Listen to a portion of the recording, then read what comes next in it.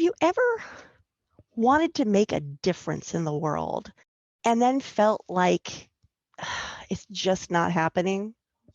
Well, then stay tuned for today's guest because he's got some amazing insights for you.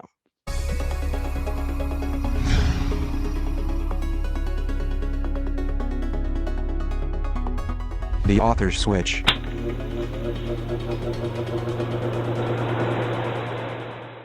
Hello and welcome to the Author's Switch. This is Carma Spence, your host and author of Public Speaking Superpowers. Today, my guest is Marc Ensign. He is a prolific storyteller, a creative marketer, and an accomplished musician who is an expert at breaking through the noise and starting movements. His latest book is called Be a Dick: How One Person Can Change the World in the Most Unexpected Way. So welcome to the podcast, Marc. Thank you so much for having me. It's a pleasure to be here. So your book's called Be a Dick. Yes. What? What's that about? So well, it's definitely an attention-grabbing title, and so it does have a little bit of that clickbaity feel. But really, what the story is about, it's a bit of a play on words, because the truth is that the story is about my neighbor Dick, who is a mentor and who's been a mentor and a neighbor of mine for a number of years. And I met him at probably one of the lower points of my life. When the whole world is just kind of crashing down over you, and then you just meet this older guy that lives down the street, and he is just the epitome of where you want to be versus where you are in that moment. And my marketing brain, because I'm a marketer, it was just a gift from the gods that his name was also Dick. And, and so it just became like what started off as I wrote a blog post about my experience with this guy, as time had gone on, then turned into a TED style talk for a couple thousand people in this at a big conference, which then turned into a book. Wow. And Be a Rick or Be a Richard just would not be the same book. Sure. Well, it's funny because, and we'll get into how a little bit more about Dick, I'm sure. But one of the funny things is that I didn't tell him that I wrote the book. I just stopped by his house one day and gave him a copy of it. And so when he had finished reading it, he had reached out to me and he said, I'm really curious where your life would be right now if my name wasn't Dick. And which was really funny, but and so it really had me thinking, because I was thinking well, I don't think my life would have changed at all, because he was my, it wasn't, I wasn't Exactly. attracted to learning from this guy because his name was Dick. It just so happened that his name was Dick. So what I really got from that, from that statement of his was, I wouldn't have changed, but I wouldn't have been able to take this message out to other people, because be a good neighbor, not very exciting title of State the Farm book. is there. Yeah, exactly. It just wouldn't be a very exciting book. Nobody wants to read that book, but the Right. same, but same words inside, different cover, and the name is Be a Dick, and now all of a sudden it just begs for attention. Exactly. And that's just something in marketing, because your title and your cover are so important in getting people to even pick it up and have access to the content in the first place. Of course. I always laugh when people say, don't judge a book by its cover. I find that laughable, because name one person that doesn't. Whether it's in life or in books or whatever, that's what we do all day long. It's an aspiration. It's what you want to do, is not judge a book by its cover. Unfortunately, we're human. Of course. And we do it. Right. It's a knee-jerk thing. So I was looking through the table of contents, and it's really like you listed all the things that if I'm not them, I want to be them. Yeah. So it's be kind, helpful, humble, compassionate, generous, authentic. That's I have something called the Karma Code. Authentic is the first A. Mm, okay. And forgiving, I've written a book on forgiveness. Be vulnerable. I've talked a lot about how vulnerability is so important to leadership. I mean, it's like this is a manual to being the kind of person that I think we all wish we were, but some of us just at our core may not be. So yeah, so the to get deeper into the story, the way it all kind of comes to pass is the book opens up with this idea that I had when I was a kid that I was going to change the world. Like every Mm. other kid on the planet, I had my snap-on cape that attached to my pajamas, and I would run around the house and I would jump on the furniture, and like I was really convinced that the world was going to spin differently because I was here. You know and most, this is nothing special about that. Most kids, are think that they're going to be astronauts and superheroes and all that. The difference is that like I didn't outgrow it. Like I always throughout life, everything that I chased, it was all based on this idea that like, okay, is this going to change the world? Which is this aspirational thing that was so far out of reach. Like it wasn't even about changing the world. It was about how do I make it so the world never spins the same way again. So like, Mhm. let's make it completely impossible that no matter what I do, I'm going to fail at this thing. And as a result of that, I'm in my 40s, all of a sudden, and I come to the conclusion that like, wow, I failed. Like now meanwhile, I had this incredible career as a musician. I'd been playing on Broadway. I'd spent, I started a company. I had this incredible family. I checked off all the boxes, but I had seen myself as a failure because I didn't do this thing that's just incredibly impossible to do. And so I decided to pick up my family and move and take them out of New Jersey, and we're going to move to Tampa sight unseen, because if you're going to change the world, it's not going to happen in New Jersey for some reason. Like I don't I don't know why. I kind of Right. blame New Jersey for my failure, but it was all New Jersey's fault. And so we headed to Tampa, Florida, and that is where I met Dick. And so the book really kind of walks through this process of uh, meeting Dick and seeing him with my family and how he interacts, and he's so incredibly kind to everybody and how helpful, and then you realize that this guy, you go into his house and he's got a dozen Emmys that are sitting in a corner of his house, and he doesn't even talk about, like, if I had won a dozen Emmys, like I'd make earrings out of them. Like I would have them tattooed on my face. Like you would know if I won a dozen Emmys. And Right. he was just very humble about it. Like, so there's all these different characteristics that I was kind of picking up along the way. And really what I kind of learned over time is this idea that in order to change the world, like, it doesn't require that start a school in a third world country, or walk to California to raise money for a cause, or jump into burning buildings, like all these impossible ideas that we have that make a difference, that we see as making a difference. Right. It really just, if you just be kind to somebody, if you're walking down the street, instead of doing the cool guy nod and just smiling and waving, maybe just stop and talk to them a little bit. Or maybe if you see somebody that needs help, don't wait for them to ask for help. Jump in and help. And so there's all these like little things that you can do that just makes such a dramatic difference, and it changes the world around you. It really does. Mhm. And so really that's the journey of this book, and it's all very personal to me because it took me years to learn all this, but like but this was my journey throughout this process. You just mentioned this, basically this concept I've always had is that when you're in these moments where you think I'm not making a difference,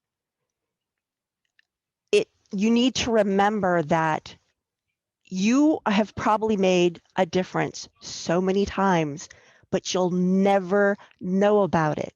Yeah. It was that smile to a stranger that stopped them from doing something terrible, or the attaboy you gave a friend completely changed the trajectory of their lives. I mean, these little things that you do by being you are what makes the world a better place. Right. And I feel like, and the purpose behind, a lot of the purpose behind this book is that it's a gentle reminder that it is just these little things. That, like, my hope is that there, like, you'll notice in the book, there's no step-by-step process on how to be kind. Like Mm. there's no step one. In order to be kind, step one, do this, step two, do this, Because there are no steps. and I tried doing that. Like I tried writing like how do I, you know, how do you take something being generous or authentic and distill that into a system or a process? And it's like, well, Yeah. no, like I feel like we all inherently have these things inside, and we all want to be these things, and we just need a gentle reminder to be a little more kind. Like, when you're rushing out of the grocery store and you see the older guy struggling to get his, take his groceries out of the cart and put them into his car. My hope is that you'll remember this story, or you'll remember this thing about being a dick, or just the joy of being able to go on social media and be like, hey, I was a dick today. Like it sounds really stupid, but that's what's been happening with this. And that'll be enough for you to stop what you're doing and help that person, or be kind to that person, or be generous, or be Exactly. authentic. Because it doesn't take a tutorial. It doesn't take this, like a process. You don't need to learn how to be kind. It's like it's there No. already. It just has to be dragged at you a little bit. Right, right. Do you have a favorite chapter? Attention, authors, speakers, and coaches. Does your website attract nothing but crickets and tire kickers? Then you might be committing one of the 5 deadly mistakes of homepage design. Home Sweet Homepage, How to Fix the 5 Deadly Mistakes that authors, speakers, and coaches make with their website's homepage, will help you clear the crickets, repel the tire kickers, and start attracting the right kind of traffic that will convert to readers, clients, and speaking opportunities. Available wherever books are sold in paperback and ebook formats.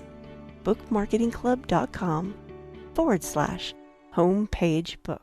Do you have a favorite chapter? Um, I think my favorite chapter is Be Thoughtful, only because that's the one that's the most meaningful to me. So so each chapter is like, takes through like a story with Dick. And so this is probably 4 or 5 chapters into the book. Mm-hmm. And so I know Dick pretty well. Like I'm stalking the guy. He's going out for walks, and I'm like, he takes his dog for a walk, and I'm running outside, following along, like just because, because again, like you're starting, like you want to be around somebody like that. You want to pick them apart. You want to learn and understand, and he was this mentor to me, unbeknownst to him, and so I've been living, here with my family for about a month and a half at the time, and he stopped by my house, and I get like all choked up about this part, and he stops by my house, and it was my birthday, and he's like, "Hey, I know it's your birthday. I saw on Facebook that it's your birthday, and I figured you don't really have a lot of family. You don't have any family, or not a ton of friends around here, so you'll be celebrating yourself by yourself with your family. And I wanted to, with my wife and kids, so I wanted to do a little something special for you. And so he handed me a baseball, and the baseball was autographed by all of these retired Red Sox players. Holy Now cow. he knew that I was a Red Sox fan, because he's a Yankee fan. The Yankee fans can sniff out Red Sox fans from a mile away. But I would always wear my Red Sox hat. He was always give me a hard time about it. The way he got these Emmys was he was a producer for a lot of very well-known sports events, Super Bowls Oh, and Olympics and stuff like that. And so he's since retired, and because he's older, he's been doing this for 50 years, 50 some odd years, and so he's retired, but he loves the Little League World Series. So he always goes out and donates his time to help produce and help out with the Little League World Series every year. And so that year he was away for a week doing the Little League World Series, and while he was there, he was searching out Red Sox players to get them to sign this baseball for me as a gift. that's that's amazing. Didn't cost him a nickel. It didn't, like it took a little bit of time, not a ton of time. He was there anyway. Give him a reason to, Yeah. walk up to Nomar Garcia Parra and, and talk to him or whatever. But the idea that he was 1,200 miles from home, and thought of this guy that just that lives down the Live street that next he walks door. his dog with every now and then, was amazing. Like, and to put all these pieces together to come up with this baseball, I thought was pretty amazing. And I started to think, like, well, who do I do that for? Like, who do I Yeah. know so well, or just like like, are people, like at the top of my brain, that if I'm somewhere that goes, oh, who would really like this, and then I go do something like, and I found that I Yeah. don't do that. I don't really do that, outside of my family and people that I'm really, really close with. But for almost, someone who's almost a stranger, to me, was pretty incredible. Yeah. And I think that's the challenge is to stretch yourself outside of your little circle. Yeah. And so that's where everything kind of takes a turn, like in the book, and also for me, because that was the moment where I was just like, because before it was just like, this was a nice guy that I just kind of wanted to learn from. The baseball thing triggered this idea that, like, okay, this is really who I want to be. Like, I want to be like this guy. I don't know what it's called. I don't know what it even looks like. It's not like I had been writing down these different principles that he lives by, like it wasn't until this moment that I was like, okay, let me give this some thought, because, like, there's just one story after another. It's just too good that if I can learn from this, if I can, I don't just want to Mm. be around him, I want to learn from him. And shortly after that, I wrote the blog post that kind of started this whole thing, and that went viral and drove, like, a million some odd hits over a course of a week, which was insane because nobody read my blog at the time. It was incredibly unpopular. And but it just, and that even showed me You that, hit a like, note. yeah, like there's something here. People, it's not just about, because the haha, his name is Dick thing only lasts for so long. Right. That only works beyond, for the cover. Hmm. Because once you get inside the book, it's not like it's a bunch of 12-year-old jokes. His name doesn't matter anymore, when, beyond this Right. idea of just saying, like, hey, I want to be a dick too, and being able to, like, share this with a community of other dicks. you know and like, it just makes it fun to be kind. It makes it fun to be authentic and vulnerable and all these other things. Yeah. So, how has writing this book changed your life? Do you feel like you've started to fulfill this dream you've always had? Yeah, so, two ways that's very much the result of writing this book. And there's two ways that kind of came about. What I really understood by the end of this book was, wow, I had been doing stuff to change the world the whole time, and I Mm, never gave myself credit for it. And I really had to, like, in the forgiveness chapter, the Be Forgiving chapter was more about forgiving myself than it was about forgiving other people, and just going, like, wow, like, look how hard I am on myself, that I had been doing all this stuff. I never gave myself credit for working to the point where I was on Broadway, playing every single night, which is near impossible just to get there. But I never gave myself credit for all these people that leapt to their feet at the end of the night, with a standing ovation for something that I did. I played some yeah. music and I made somebody's evening. I changed the world for somebody for 3 hours. Right. And I started realizing all these little things that we do, that we never give credit for, that we never give ourselves credit for. Yeah. And so this book was kind of an inventory of a lot of that, and going, like, wow, I really need to lay off a little bit, and I need to give myself a little more credit, and be a little more forgiving and loving, and just accepting of, the role that I play in this whole thing. So there was that. And then when I put this book out there, all my friends, I begged my friends to be honest with me, and I think they did for the most part, but they were all really nice. And so I was like, all right, like that's, I want somebody who's never read this before, who doesn't know me, to read it and see. And eventually people started buying the book, and Hmm. people outside, start sharing it with people outside their circle. So then I started getting notes from people that I didn't know, and I didn't know the people that they knew that recommended the book. So, like, I'm going 3 and 4 generations out, and I'm getting these, I just need you to know what this book means to me and what it did for me. And that's when I was like, wow, like, where it really hit home that, I'm not alone in this feeling. Right. And also that, I kind of gave other people the permission to embrace those changes that they've made as well. Yeah. That's what we hope all of our books do. Yeah. That's why I have this podcast, is to share stories like that so that writers who have these ideas in their head will finally get them out of their head, Right. and maybe they'll be a dick. So if someone wanted to learn more about you, maybe pick up the book, where would they go? So my personal website is marcensign.com, marcensign.com.